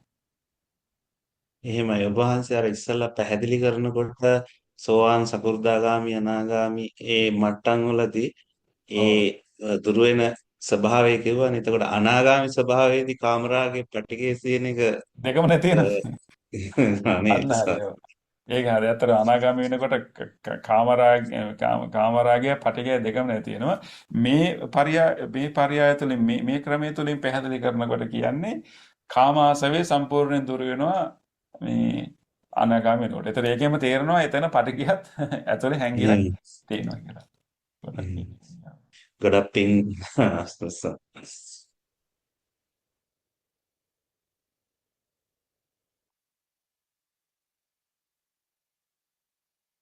තෙරුවන් සරණයි අපේ නායක හාමුදුරනේ. පුණාදරනේ ගොඩක් සතුටේ දැක් ගන්න ලැබීම. එහෙමයි මේ අපේ ධර්ම දේශනාව හරිම අර්ථවත් හරියට හොඳට කරුණු අපිට පැහැදිලි කරලා දුන්නා. මට අපේ හාමුදුරන්ගෙන් කැමතියි දැන් මේ ආසව කියන වචනේ බොහෝ විට අපේ පිරිසට හුරු නැහැ. ඒ කියන්නේ ගොඩක් හුරු වචනයක් කියලා මම හිතන්නේ. නමුත් ওই තණ්හාව කියන වචනේ හරියට අහලා තියෙන වචනයක්. ඉතින් ඒ අහපු වචනයයි අපිට දැන් විශේෂයෙන්ම මේ බණ මාලාවටම පදනම වෙච්ච මේ වචනයයි අපි කොහොමද තේරුම් කරගන්නේ ගලපගන්නේ කියලා ප්‍රශ්නයක් ඇහුවොත් මට උත්තරයක් අපේ පිරිසට මත් ප්‍රයෝජනවත් වෙයි.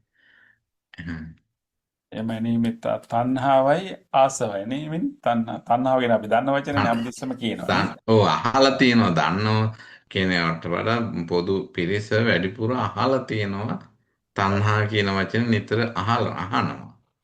නමුත් ඔය ආසව කියන වචනේ ටිකක් අහනවා අඩුයි. ඒ නිසා මේ දෙක මොන විදිහටද වැඩ කරන්නේ අපේ හිතේ මොකද්ද ප්‍රමුඛතාවයක් පෙන්වන්නේ? අනේ අතර මම ආරාධනා කරන අපි ඔබ වහන්සේලාට අදහස් දක්වන ස්වාමීන් වහන්සේලාට ගොඩක් පින් හිමින් ඇත්තටම මේ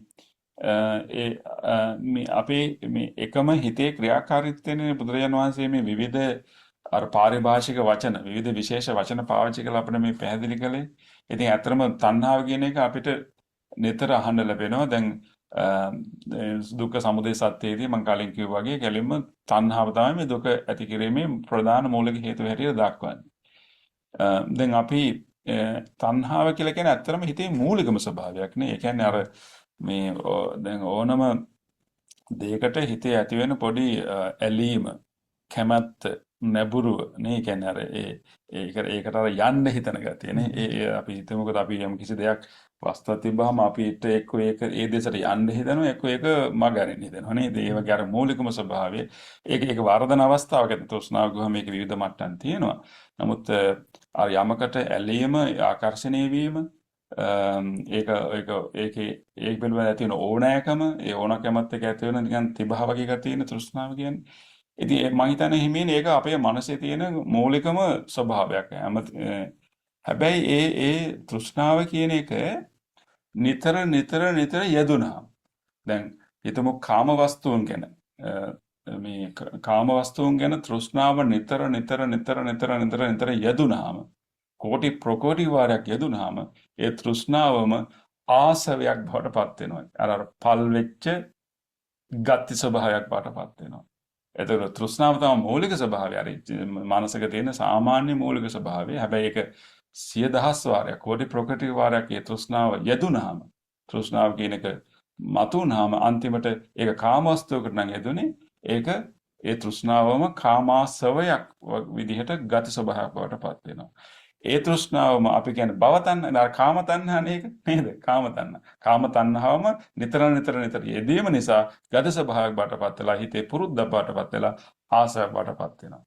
ඒ වගේම භව තණ්හාවත් භවාශ්‍රවයක් වෙන්න පුළුවන්. වෙනවා.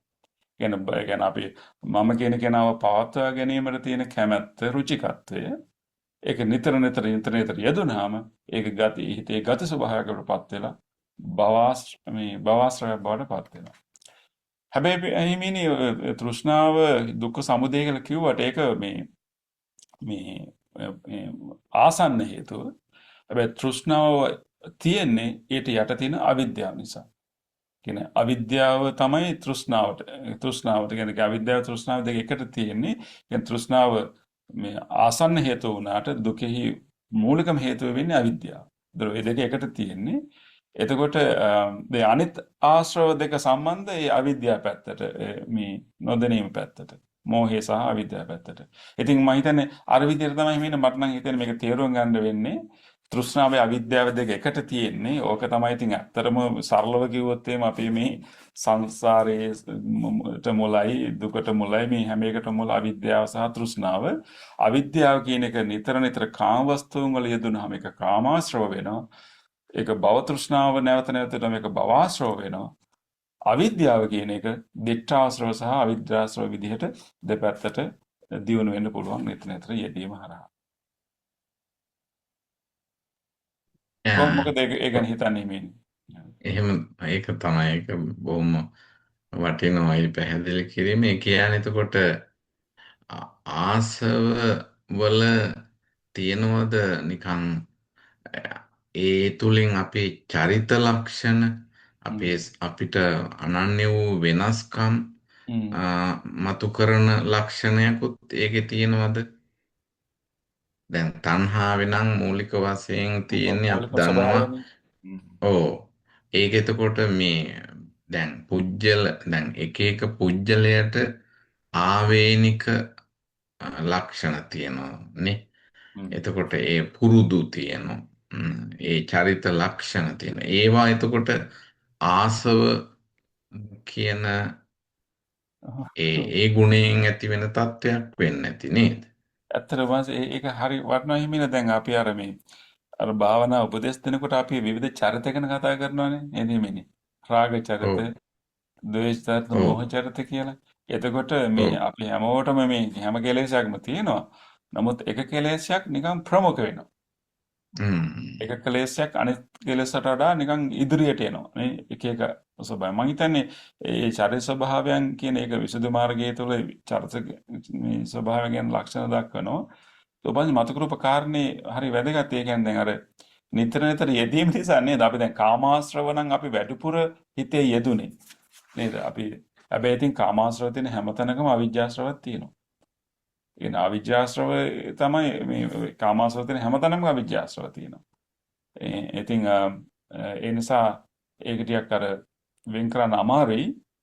නමුත් ඔබanse කීපයක වැදගත් කාරණයක් අර නිතර යෙදීම හරහා අපට ආවේනික ස්වභාවයන් කෙලස් වල ප්‍රබලතාවයන් සමහර කෙලස් කෙනෙකුට කාමයේ ප්‍රබලයි දේශයට වඩා. සමහර කෙනෙකුට දේශයේ ප්‍රබලයි කාමයට වඩා. නේ සමහර කෙනෙකුට විතර්කයේ කියන්නේ අනිත් මෝහයේ ප්‍රබලයි අනිත්යට වඩා වගේ ස්වභාවයකට එනවනේ අපි. මම ඉතින් ඒකට මේ පොඩි ඉඟියක් තියෙනවා මේ ආශ්‍රව කියන වචනේ. එතකොට ඒ නිසා වෙන්නේ නැති එමනම් අපේ යන්නේ මේ ආශ්‍රවක්ෂය කර ඥානය කියලා ඥානයක් ආශ්‍රවක්ෂය කරන්න ඥානයකුත් යෙදෙනවනේ නේ. ආශ්‍රවක්ෂය කරනවා කියලානේ නිවීම සම්බන්ධව පැහැදිලි කරන්නේ ආශ්‍රවක්ෂය කරනවා. එතකොට ඒ ආශ්‍රවක්ෂය කිරීම සඳහා ඥානයකුත් ඒක ඥානයක් හැටියටත් කියනවා නේ. ඔව් ආශ්‍රව ක්ෂය කිරීම ඉතින් පටන් ගන්නෙම යෝනිසෝ මනසිකාරයෙන් සහ ඉතින් අපි අර ඉදිරි සතිවලදී කතා කරමු හිමිනේ ආශ්‍රව ශ්‍රය කරන එක. හැබැයි ඔබන්ස් වගේ ආශ්‍රය ශ්‍රය කළාට පස්සේ ආශ්‍රය ශ්‍රය කරෝ බවට ඥානයක් පහළ වෙනවා. බුදුරජාණන් වහන්සේට තියෙන ඒ ආසක්ඛය ඥාණය ඇත්තටම කරනවා කියන අපි කියන්නේ බුදු වැසෙන් ලෝකේ බලනවා කියලා නේද? එතකොට බුදු වැස කියලා කියනකොට ආසක්ඛය ඥානය ඉන්දිය පරෝපරියත්ති ඥානයයි තමයි හඳුන්වන්නේ. සම්බන්ධ වෙනවා. එතකොට බුදුහාමුදුරන්ටනේ තියනවා කියන්නේ කොච්චර කෙලස් ප්‍රමාණයක් දුරු කරලා තියෙනවද මේ සත්‍යය කියලා දකින්න ඉහළම හැකියාව ආස්‍ය අනුසය ඥානය. එයාගේ අනුසය සහ ඒ කොයි මට්ටම් වලින් තියෙනවා. ඔව්. ඒ හරිය වැදගත් ඥානයක් නේ මේ සම්බන්ධයෙන්. තමන්ගේ කෙලෙස් නැති බව විතරක් නෙමෙයි බුදුරේකට ආවේනික දැනුමක් තියෙනවා අනිත් සත්‍යයගේ කෙලෙස් මොන මට්ටම් වලද තියෙන්නේ කියලා. ඔව්. හොඳයි අපි බොහොම අපි එහෙමනම් මේ පිරිසට විවෘත කරමුනේ. එහෙමයි. අපේ දැන් ශ්‍රාවක පින්වතුන්ට අවස්ථාවක් තියෙනවා මේ ධර්ම සාකච්ඡාවේ මේ මාතෘකාවට අනුව ඔබට මතුවුණු ගැටලු ඉදිරිපත් කරන්න.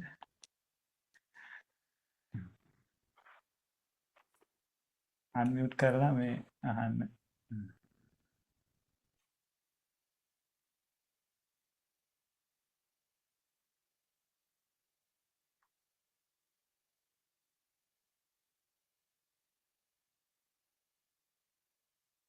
වන අහගෙන ඉන්න දෙන්නේ දාලා හැමෝම.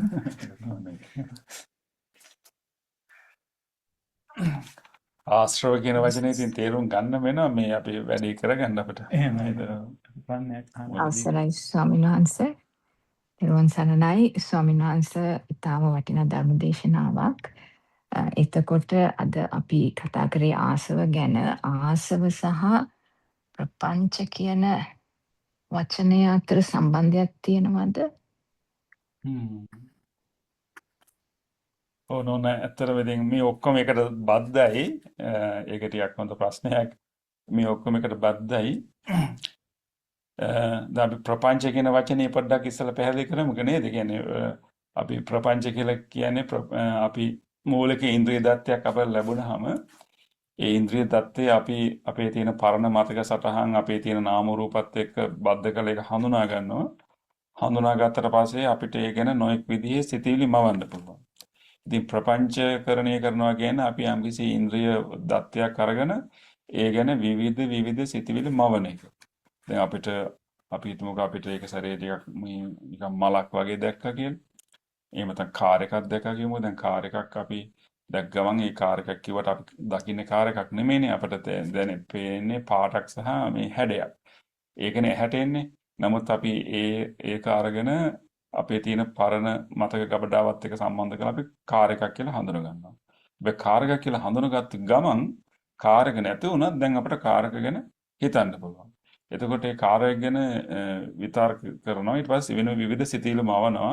අපට වෙනම ලෝකයක් හදන්න පුළුවන්. මෙහෙම කාර් එකක් මට තිබ්බත් කොහොමද?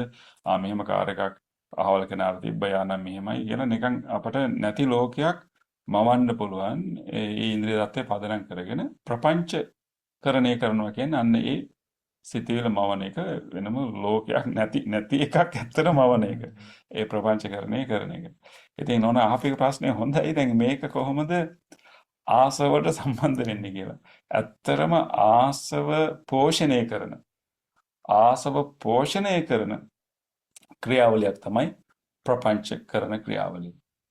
එතකොට මේ ප්‍රපංච කරන්න අපි එක්කෝ කාමාසවය වර්ධනය කරනවා, එක්කෝ දිට්ඨාසවේ, භවාශ්‍රය, අවිජ්ජාශ්‍රය මේ ආශ්‍රව ටික තව ශක්තිමත් කරන එක තමයි ප්‍රපංචකරණය තුළ කරන්නේ.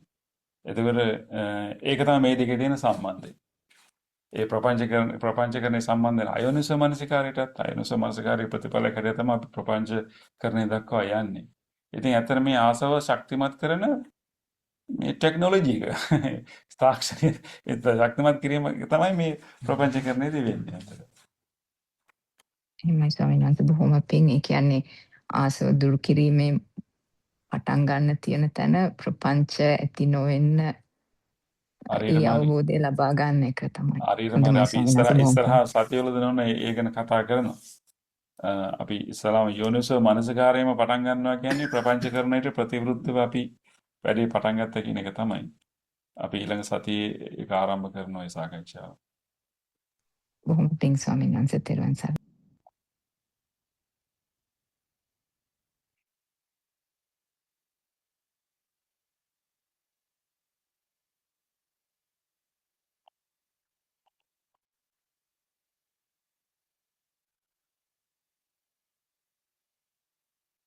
තව විනාඩි කිහිපයක් තියෙනවා අපිට අහන්න පුළුවන් ධර්මයේ ශ්‍රවණය කරන පින්වතුන්ට.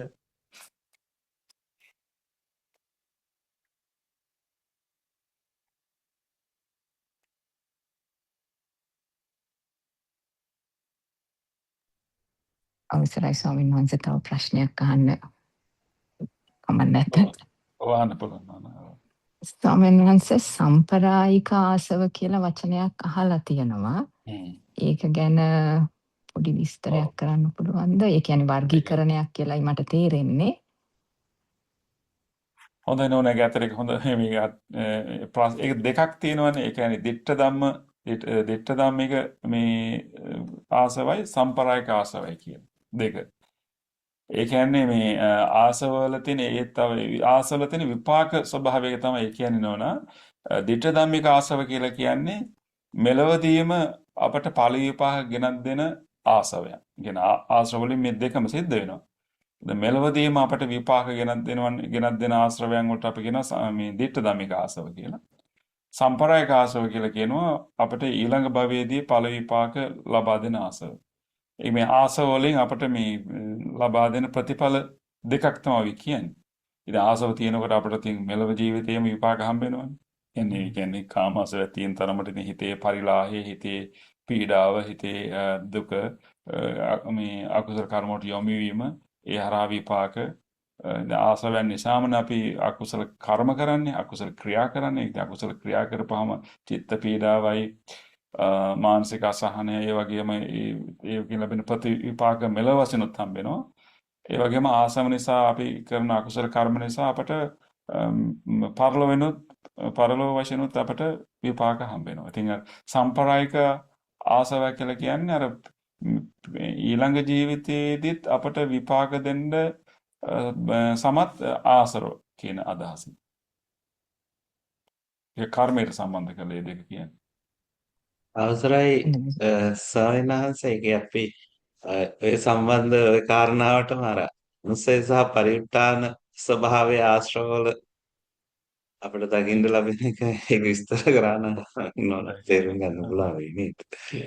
ඔව් ඇත්තටම ආසවල මට්ටම් තුනක් කියන්නේ නැත. කෙලෙස් වල මට්ටම් තුනක් කියන්නේ නැත. සර්පයක උපමාවෙන් කියන්නේ නේද? සර්පයක උපමාවක් තියෙනවා නේ. උභා ඉන්නේ ඇතුලේ ඔලියට දානවා එළියට එනවා. එළියට එනවා කියන්නේ.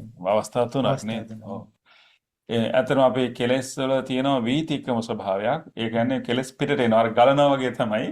කෙලෙස් වලින් අපි මේ ක්‍රියාත්මක කරන අපි දේවල් කියනවා, බනිනවා, ගහනවා, හොරගම් කරනවා, හිංසා කරනවා. ඒ කියන්නේ ඒක වීතික්කම ස්වභාවයේ කෙලෙස් පිට අරගලනවා. ඒ අතින් පයින් ඒ වලින් හැබැයි ඒ වගේම එච්චර වෙන්නේ නැතුව අතරමැද ස්වභාවයක් තියෙනවා පරිඋත්ථාන කියලා. ඒ කියන්නේ මේ සිතුවිලි කෙලෙස් මතුවෙනවා. කියන්නේ යම් කෙනෙකුට ගහන්න හිතෙනවා. නැත්නම් බොරුවක් කියන්න හිතෙනවා, හොරගම් කරන්න හිතෙනවා. ඒ මතුවලා එන ස්වභාවය පරිඋත්ථාන. හැබැයි ඊට අමතරව අපිට තියෙනවා නිලින සංගවිච්ච ස්වභාවයක්. ඒ කියන්නේ අපිට නෑ වගේ හිතෙන මට තරහ යන්නේ නෑ වගේ හිතෙන. නමුත් තියෙනවා අනුසය ස්වභාවයක්. යට අපිට අපි unconscious level එකේ අපිට සාමාන්‍ය සිහියට අවබෝධයට එන්නේ නැති මේ මට්ටම් තුනකින් තමයි කෙලස් තියෙන්නේ. ගොඩක් වෙලාට කෙලස් තියෙන්නේ අනුසය මට්ටමින් නිදාගෙන ඉන්නා වගේ. ඒක මතුවෙන්න පුළුවන් අදාළ අවස්ථාවකදී කෙලස් මතුවෙන කියන්නේ ඒක ඉන්ද්‍රිය ආරම්භකදී අපි සිහියක් නැතුව යෝනිසෝ මනස්කාරයක් නැතුව මොන දුන ගමන් ඒක මතුවෙනවා. ඒ මතුවීම ප්‍රබල වුණොත් එහෙම අපි ඒක පිටාර ගන්නවා. එතකොට අපි අර සීල සමාධි ප්‍රඥා කියලා මේ මාර්ගය තුල ක්‍රම තුනක් තියෙන්නේ මේ මට්ටම් තුන පාලනය කරන්න. සීලෙන් පාලනය කරන්නේ වීතික්කම පිටාර ගන්න මට්ටමේ කෙලෙස්. සීලයක් වැඩි වීම තුල පිටාර ගන්න එක නවතිනවා. ඒ නැවතුණා කියලා සම්පූර්ණ කෙලෙස් නැති වෙන්නේ නැහැ සීලයෙන්. හැබැයි කෙලෙස් දුර්වල වෙනවා. ඉතින් අර පරිඋත්ථාන මට්ටමේ තියෙන කෙලෙස් නැති කරන්න තමයි අපිට සමාධියක් ඕන කරන්නේ. සමාධි භාවනාවේදී සමතයක් වැඩිීමේදී ඒ කෙලෙස් මතුවෙන ගතියත් අපිට නැති වෙලා යනවා. හැබැයි සම්පූර්ණ කෙලෙස් නැති වෙන්නේ නැහැ. ඉතින් අර අනුසය මට්ටමේ කෙලෙස් නැති වෙන්නේ ප්‍රඥාවෙන් එමෙතන විදර්ශන නෝනකින් හරියටම දැක්කහම මේ හිත ක්‍රියාත්මක වෙන කොහොමද ඉන්ද්‍රිය අරමුණක් අපි දැනගන්නේ කොහොමද කියන නේවදි ප්‍රඥාව ආපුවාම අනුසය මට්ටමේ කෙලෙස් නැති වෙනවා. ඉතින් සීල සමාධි ප්‍රඥා කියලා අපි ක්‍රම තුනක් තියෙන මේ වීතික්‍රම මට්ටමේ කෙලෙස්, පරිඋත්ථාන මට්ටමේ කෙලෙස් සහ අනුසය මට්ටමේ කෙලෙස් කියන මේ තුන නැති කිරීම සඳහා විතික්‍රම මට්ටමේ වතම අපිට දකින්න පුළුවන් නේද? අනිත් අපිට දකින්න බෑනේ. විතික්‍රම හරි පාර වගේ නේද? ඇවිදගෙන යනවා වගේ. පිට අරගන්නවා. මත් පිටට යනවා. ඔව් වෙන කෙනෙකුගේ කෙලෙස් අපට පේනවා විතික්‍රම අවස්ථාවට. ඔව්. පරිඋත්ථාන මට්ටමේ කෙලෙස් Tamanටම පේනවා සීන් හිටියොත්. හැබැයි අනුසය මට්ටමේ කෙලෙස් පේන්නේ විදර්ශනා ඥානයක් නැතුව.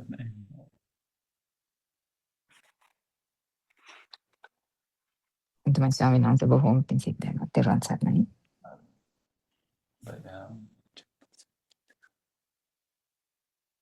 chat එකේ ප්‍රශ්න තියෙනවා. chat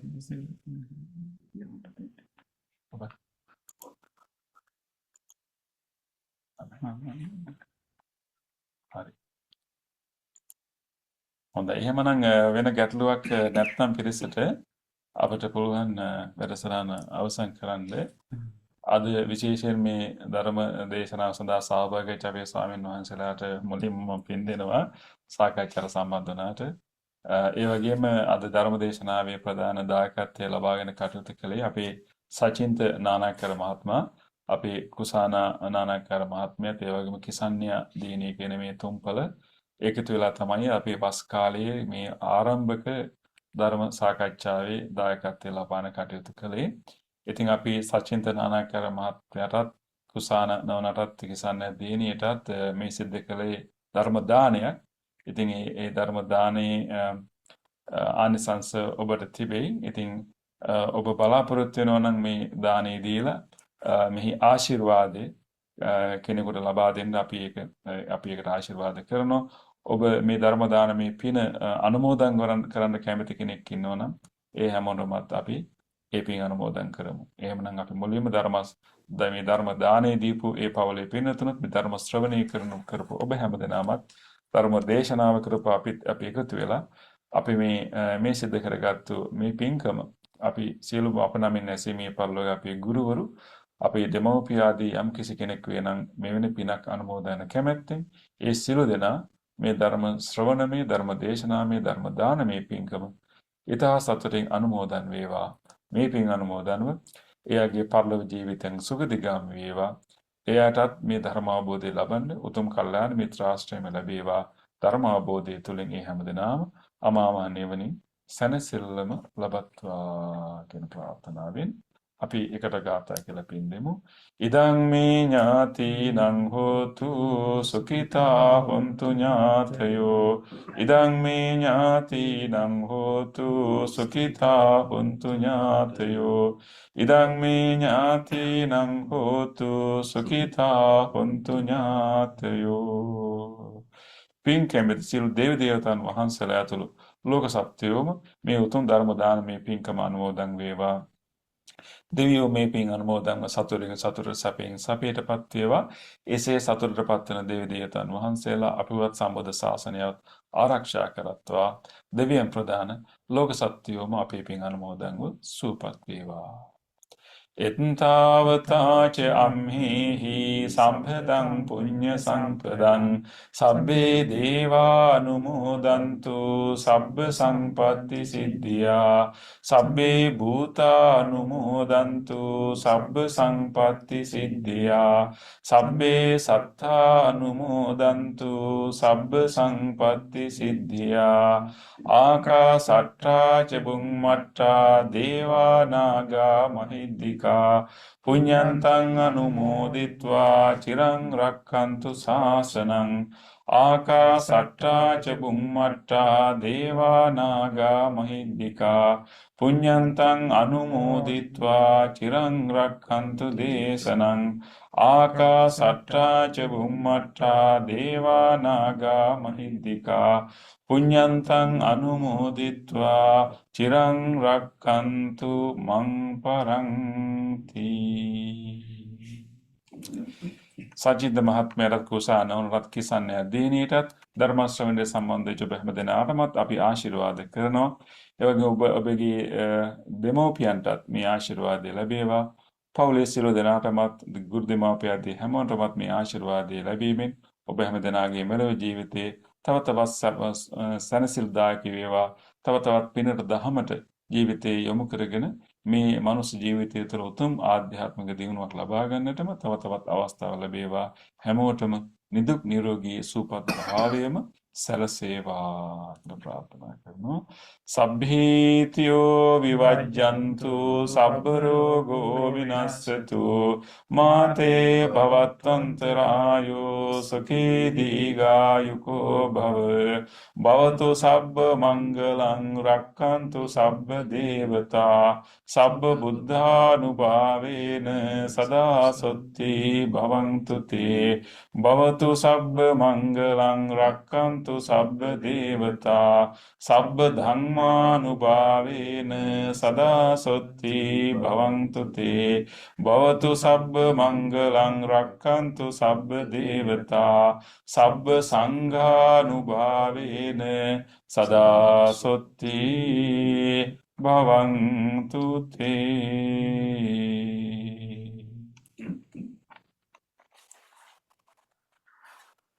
එහෙනම් හැමෝටම තෙරුවන් සරණයි. ලබන සතියේ ඉඳලා අපි මේ ආශ්‍රව දුරු කරන ක්‍රම කියලා දෙනවා විවිධ ක්‍රම. ඒ නිසා ඒවටත් මේ පිංගතුන් සම්බන්ධ වෙයි කියලා අපි බලාපොරොත්තු වෙනවා. ඔබට ඊමේල් පණිවිඩ ලැබී ලබන සෙනසුරාදා 7:30ට නැවත අපි ධර්ම සාකච්ඡාවකින් මුණ ගැහෙමු.